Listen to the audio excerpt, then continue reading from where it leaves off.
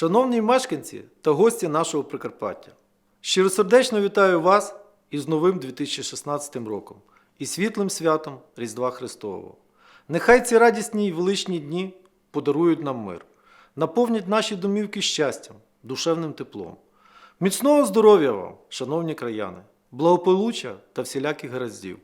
Вірмо у власні сили, будьмо єдиними, і прийдешній рік обов'язково справдить всі наші сподівання та прагнення.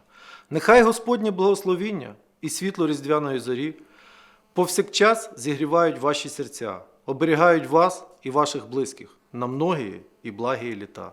З Новим роком вас, з Різдвом Христовим!